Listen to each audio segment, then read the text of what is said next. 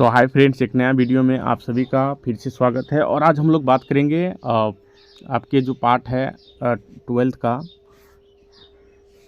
का हिंदी, उसमें एक जयशंकर प्रसाद द्वारा रचित तुमुल कलह में एक कविता है। उस कविता के पाठ को हम लोग समझेंगे, उसके अर्थ को जानेंगे और तैयारी करेंगे ऐसी कि हम एग्ज़ाम में आसानी से इजीली उसको लिख पाएँ। तो चलिए हम लोग आज की इस वीडियो को स्टार्ट करें। उससे पहले यदि आप चैनल पर पहली बार आए हैं तो चैनल को सब्सक्राइब कीजिए और वीडियो को लाइक शेयर कीजिए और सपोर्ट कीजिए। तो यहाँ पर देखिए हमने लिखा है Hindi class 12th part number 6, जो कि काव्यखंड है और इसका नाम है शीर्षक तुमुल कोलाहल कलह में। तो ये कामायनी से लिया गया है, इसको हम लोग बाद में डिस्कस करेंगे। और यहाँ पर देखिए ये जयशंकर प्रसाद जी का फ़ोटो है, ये उनका फ़ोटो है। और यहाँ पर काव्यखंड हमने लिखा है संपूर्ण व्याख्या सहित। और ये मेरा फ़ोटो आप लोगों के पहचान के लिए, ताकि आप इस चैनल को पहचान लें कि ये मेरा चैनल है और मेरा थंबनेल है, और इसको वीडियो को आप लोग देखें और समझें। तो चलिए आज की इस वीडियो को हम लोग स्टार्ट करते हैं। और यहाँ पर देखिए सबसे पहले हम लोग जानेंगे कवि परिचय किसका, जयशंकर प्रसाद का 1889 से 1937 ईस्वी। तो जयशंकर प्रसाद का जन्म वाराणसी में हुआ था। इसका जन्म कहाँ हुआ था? वाराणसी में हुआ था। ठीक है, जयशंकर प्रसाद का जन्म 1889 ईस्वी में वाराणसी में सुगनी साहू परिवार में हुआ। इनके पिता देवी प्रसाद साहू यहाँ के साहित्यकारों को बड़ा सम्मान मिलता था। इसके पिता का नाम क्या था? देवी प्रसाद साहू। प्रसाद ने 8वीं कक्षा तक की पढ़ाई क्वींस कॉलेज में प्राप्त की। कौन से कॉलेज में? क्वींस कॉलेज में, याद रखिएगा, क्वींस कॉलेज में। परंतु परिस्थिति से मजबूर होकर उन्हें स्कूल छोड़ना पड़ा तथा घर पर ही संस्कृत, फारसी, उर्दू और हिंदी का अध्ययन किया। किशोरावस्था में ही माता पिता तथा बड़े भाई का देहांत हो जाने के कारण परिवार व्यापार का उत्तरदायित्व इन्हें संभालना पड़ा, जिसे उन्होंने हंसते मुस्कुराते हुए संभाला। उनका जीवन संघर्षों और कष्टों में बीता। ठीक है, यहाँ तक तो ठीक है, आप लोगों ने समझा कि उनके जीवन के बारे में। उसके बाद है पर साहित्य सृजन और साहित्य अध्ययन के प्रति वे सदैव जागरूक रहे। सन 1937 में इसका देहावसान हो गया। इनकी मृत्यु कब हुई थी? 1937 ईस्वी में। जयशंकर प्रसाद हिंदी के बहुमुखी प्रतिभा संपन्न साहित्यकार हैं। वे कवि, नाटककार, कहानीकार और उपन्यासकार के रूप में अपना विशिष्ट स्थान रखते हैं। उन्हें हिंदी का रविंद्र कहा जाता है। चित्रधारा, कानन कुसुम, प्रेम पथिक, महाराणा का महत्व, झरना, आंसू लहर, कामायनी उनकी प्रमुख काव्य रचनाएं हैं। कामायनी जयशंकर प्रसाद का जो इस पाठ में हम लोग पढ़ेंगे वो कामायनी से ही ली गई है। तो इसमें बताया गया है कि कामायनी जयशंकर प्रसाद का महाकाव्य है। ठीक है, कामायनी क्या है? उनका महाकाव्य है। यह छायावाद ही नहीं, हिंदी साहित्य काव्य की अमूल्य निधि है। प्रसाद के नाटक में विशाख, तो सारा नाटक है कौन कौन? विशाख, अजातशत्रु, स्कंदगुप्त, ध्रुवसामनी, चंद्रगुप्त आदि, कंकाल, तितली, इरावती। ये इरावती जो है अधूरा इनका उपन्यास है। छाया, आंधी, प्रतिध्वनि, इंद्रजाल, आकाशदीप आदि 5 कहानी संग्रह है। ठीक है, यहाँ तक आप लोग समझ गए। उसके बाद हम लोग आज के इस टॉपिक को हम लोग यदि देखेंगे तो इसमें तुमुल कोलाहल कलह में इसके सारांश को पढ़ेंगे। तो चलिए कुछ और इम्पोर्टेंट फैक्ट है जिसको हमको जानना चाहिए। जयशंकर प्रसाद की काव्य की मुख्य विशेषता यह है कि वे छायावादी कवि हैं। तो आप लोगों को पता ही होगा छायावादी के जो आधार स्तंभ हैं वह 4 हैं: सुमित्रानंदन पंत, महादेवी वर्मा, सूर्यकांत त्रिपाठी निराला और जयशंकर प्रसाद। उनके काव्य में प्रेम की सौंदर्य का चित्रण है प्रकृति सौंदर्य का चित्रण है, प्रेम का चित्रण है। प्रकृति सौंदर्य के वे अद्भुत चितेरे माने जाते हैं। नारी की गरिमा उनकी काव्यों में, नाटकों में अंकित है। रहस्य भावना भी कहीं कहीं झलकती है। उनका महाकाव्य कामायनी मानवता के विकास की कथा प्रस्तुत करती है। तो कामायनी क्या प्रस्तुत करती है? मानव के विकास के कथा प्रस्तुत करती है। प्रसाद के काव्य के वस्तु पक्ष यानी कि भाव पक्ष की भांति उनके काव्य का कला पक्ष भी सशक्त है। खड़ी बोली को साहित्यिक सौष्ठव प्रदान करने में उनका योगदान प्रशंसनीय है। खड़ी बोली का जो है इन्होंने महत्वपूर्ण योगदान दिया है खड़ी बोली के विकास में। उसके बाद है रस, छंद, अलंकार आदि का रमणीयता से उनका काव्य समग्रतः प्रसाद आधुनिक काव्य के श्रेष्ठ कवि हैं। तो आधुनिक काव्य के श्रेष्ठ कवि प्रसाद माने जाते हैं। उसके बाद ये कहा गया है कि कविता का सारांश क्या है। तो चलिए हम लोग सारांश को देखते हैं। तो सारांश में ये कहा गया है कि प्रस्तुत कविता तुमुल कोलाहल कलह में शीर्षक कविता में छायावाद के आधार कवि श्री जयशंकर प्रसाद के कोलाहलपूर्ण कलह के उत्तर स्तर यानी कि शोर से व्यथित मन को अभिव्यक्ति मिली है। मतलब जब कोलाहलपूर्ण कलह पूर्ण जीवन शोरगुल से के बारे में इसमें बताया गया है। कवि निराश तथा हतोत्साहित नहीं है, किंतु यहाँ पर बिंदु नहीं, यहाँ पे होगा किंतु।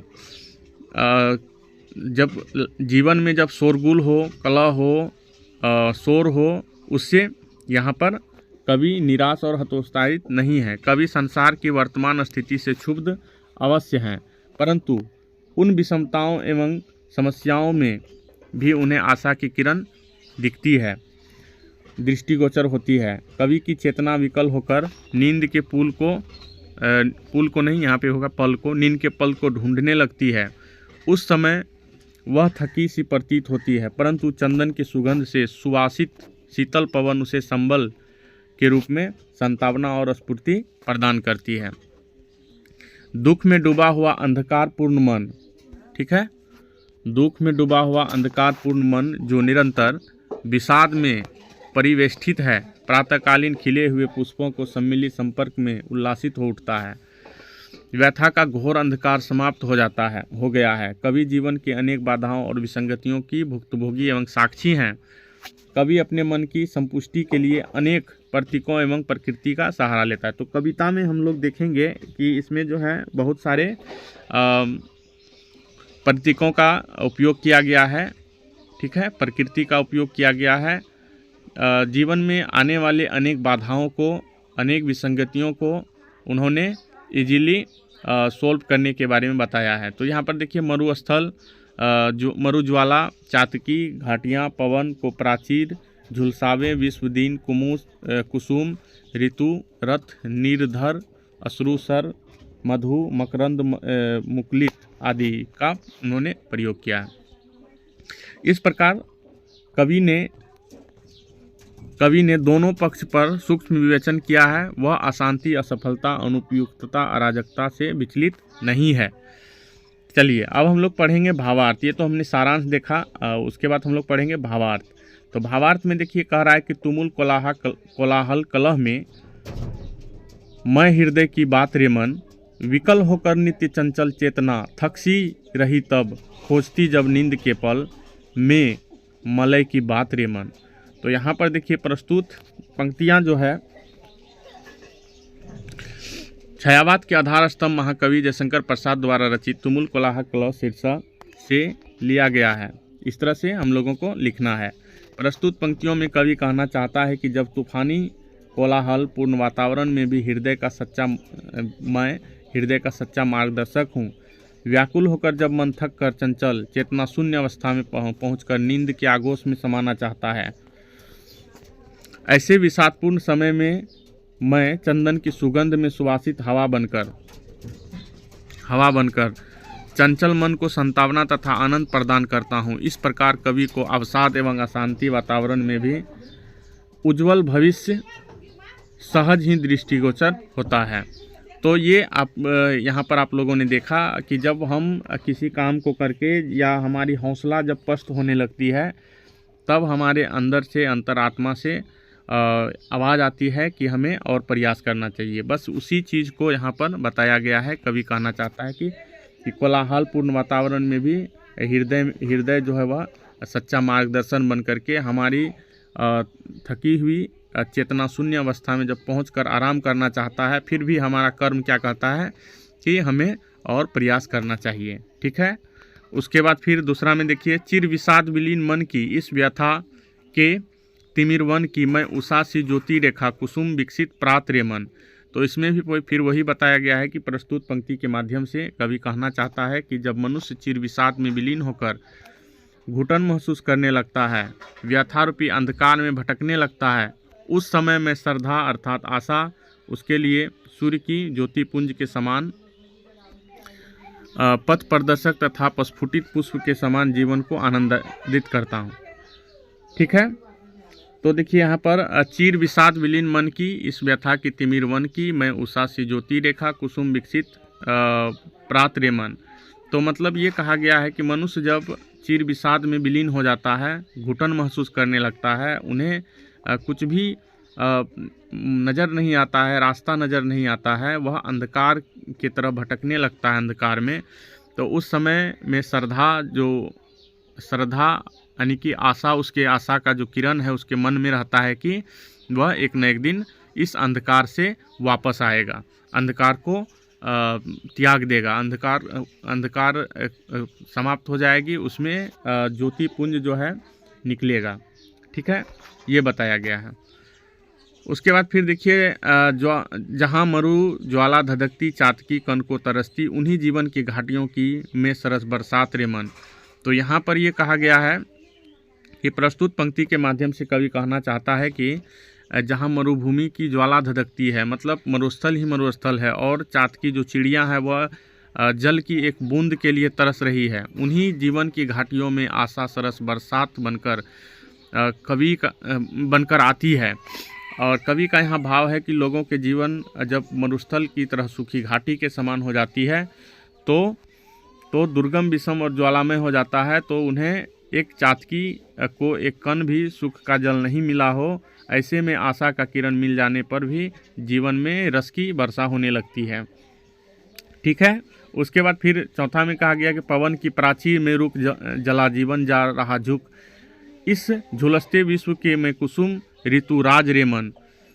ठीक है। इसमें ये बताया गया है कि इस माध्यम से कि जिन्हें इस अभागा मानव जीवन ने झुलसा डाला है और जिसे सांसारिक अग्नि को भगाने का कोई उपाय नहीं है, ऐसे दुख दग्ध लोगों को मैं आशारूपी बसंत की रात के समान सुख की आंचल हूँ, उन्हें झुलसे मन को हरा भरा कर फूल खिला देती हूँ। तो यहाँ पर देखिए, पवन की प्राचीर में रुक जला जीवन जा रहा झुक, इस झुलसते विश्ववन की मैं कुसुम ऋतुराज रे मन। ठीक है। उसके बाद है, निराशा निर्धर से प्रतिछायित अश्रुसर से मधुप मुखर मकरंद मुकुलित में सजल जलजात रे मन। तो फिर इसमें देखिए कह रहा है कि देश प्रेम, प्रस्तुत पंक्ति में देश प्रेम, मानवता, प्रकृति सौंदर्य और करुणा के अद्भुत चितेरे कवि शिरोमणि जयशंकर प्रसाद कहना चाहता है कि मानव जीवन आंसुओं का सरोवर है। ठीक है। प्रतिछायित अश्रुसर में, ठीक है, उसे पुरातन निराशा रूपी बादलों की छाया पड़ रही है। उस चातकी सरोवर में आशा का ऐसा सजल कमल है जिस पर भौरे मंडराते हैं, जो मकरंद से परिपूर्ण है। कवि के इन पंक्तियों में हृदय की अनुभूति, संगीत, मधुरिमा, कला की विदग्धता ही सहज ही दृष्टिगोचर होती है। तो यहाँ पर निराशा रूपी बादल जब हमारे मन में, हमारे जीवन में आता है, तो उसमें जो है उस चातकी सरोवर में आशा एक ऐसा सजल, उस सरोवर में, उस हमारी दुखों में आशा एक खुले हुए कमल की तरह हमारे जीवन में आता है, जिस पर भौरे मंडराने लगते हैं। ठीक है। उसके बाद फिर हम नेक्स्ट यहाँ पर देख पा रहे हैं कि ये हमारा अंतिम पंक्ति था। तो एक बार इसको हम लोग एक बार हम इसको पढ़ेंगे फिर से। तुमुल कोलाहल क्रम में हृदय की बात रे मन, विकल होकर नित्य चंचल चेतना थक सी रही तब, खोजती जब नींद के पल में मलय की बात रे मन। ठीक है। चिर विषाद विलीन मन की इस व्यथा के तिमिर वन की, मैं उषा सी ज्योति रेखा कुसुम विकसित प्रात रे मन। जहाँ मरु ज्वाला धधकती चातकी कन को तरसती, उन्हीं जीवन घाटियों की मैं सरस बरसात रे मन। पवन की प्राचीर में रुक जला जीवन जा रहा झुक, इस झुलसते विश्व वन की मैं कुसुम ऋतु राज रे मन। तो उम्मीद है कि ये आपको समझ में आ रहा होगा। ठीक है। इसको आप वीडियो चाहे तो रोक करके इस सभी व्याख्याओं को आप लिख सकते हैं। तो चलिए यहाँ पर देखिए, चिर निराशा निर्धर से प्रतिछायित अश्रुसर से, मधुप मुखर मकरंद मुकुलित में सजल जलजात रे मन। तो ये आज का हमारा टॉपिक था और इसको आप लोग बेहतरीन तरीके से समझे भी होंगे। तो इस वीडियो को आप लोग देखिए, लाइक शेयर कीजिए और इसमें जो त्रुटि यदि आपको दिखे तो आप प्लीज़ हमें कमेंट के माध्यम से बताएं भी, ताकि मैं इसे आप लोगों के सेवा में सुधार कर सकूं। और साथ ही साथ और भी हम आप लोगों का सपोर्ट मिला तो और भी हम वीडियो आप लोगों के लिए लाएंगे। तो आज की इस वीडियो में बस यही जानकारी आप लोगों के सामने शेयर करना था। बाकी वीडियो कैसा लगा और कमेंट में ज़रूर बताइएगा। ठीक है। हालांकि आप लोगों के लिए जो ICDS का हम वीडियो बनाते थे, और मुझे ऐसा लग रहा है कि आप लोगों के परिवार में बहुत सारे बच्चे मैट्रिक इंटर की तैयारी करते होंगे।